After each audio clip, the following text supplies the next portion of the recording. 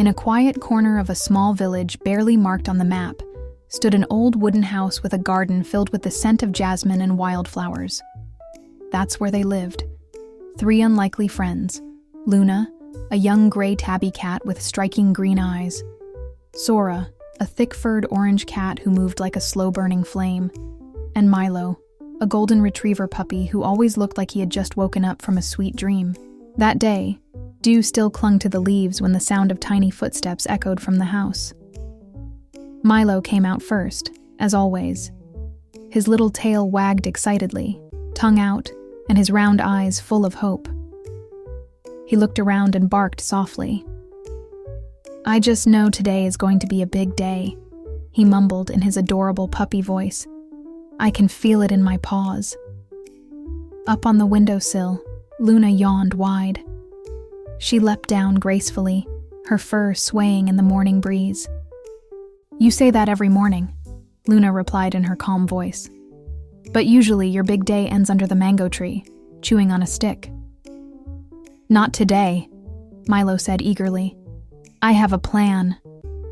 Sora was last to arrive, walking slowly like a queen with no need to rush.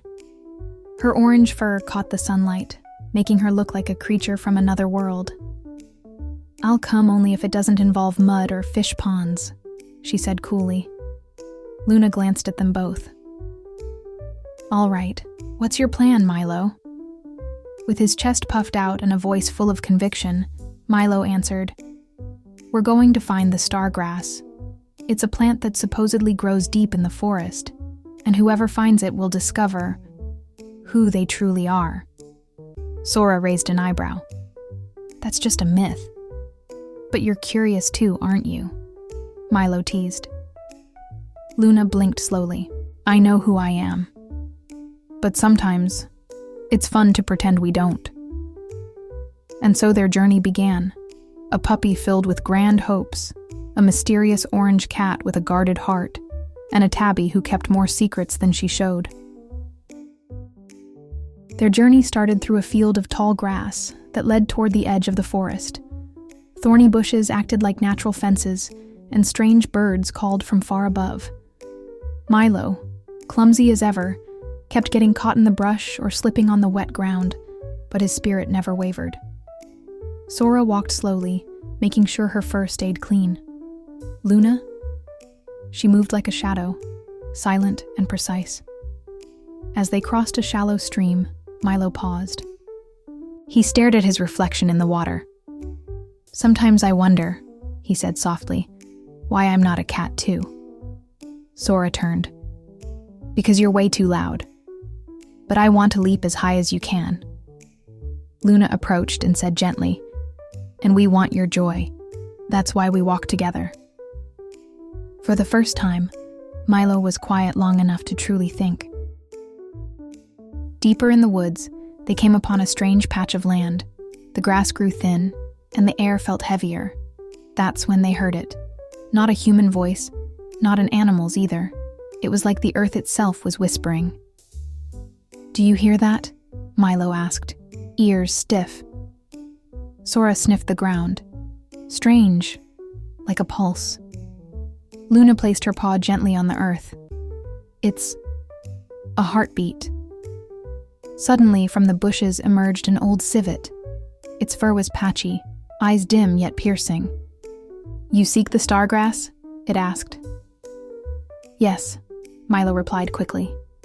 "Do you know where it is?" The civet chuckled. "You 3 are not ready." Sora hissed. "We've come all this way. Who are you to say we're not?" The civet stared at them one by one.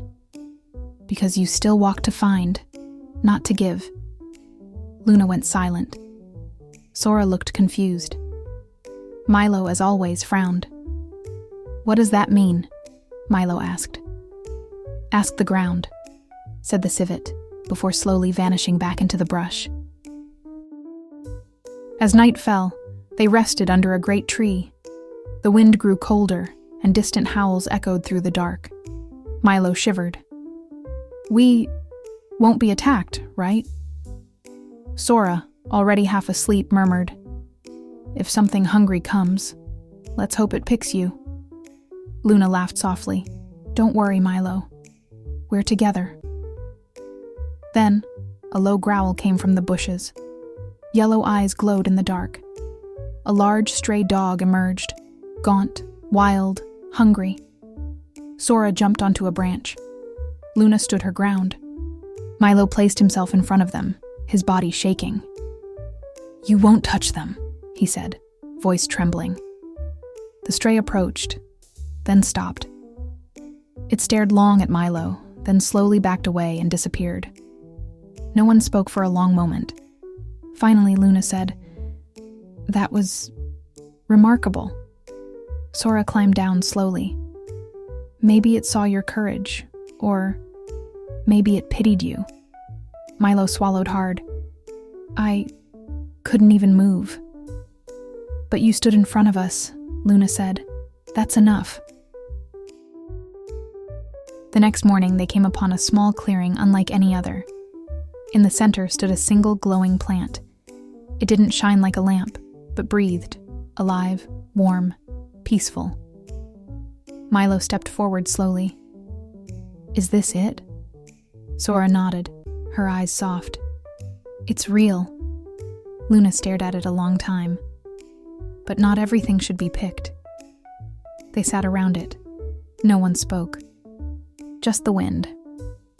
Milo finally said, "I thought this would tell us who we are." Sora replied, "Maybe it just reminds us that we don't have to be anyone but ourselves." Luna added, "And that the journey is what changes us, not this grass." They didn't pluck it. They just sat, together, in a silence that meant everything. A few days later, they returned to their old house. The grass in the garden hadn't changed, but something within them certainly had. Milo no longer wished to be a cat. He was proud to be a dog, a protector, a spark, a cheerleader. Sora became softer. She still fussed about her fur, but didn't fear the mud anymore. Luna? She remained calm, but now she smiled more often. Under the golden light of the setting sun, the three friends sat quietly on the porch. No words, just the understanding that they had walked together, that they had grown, and that who they were was already enough.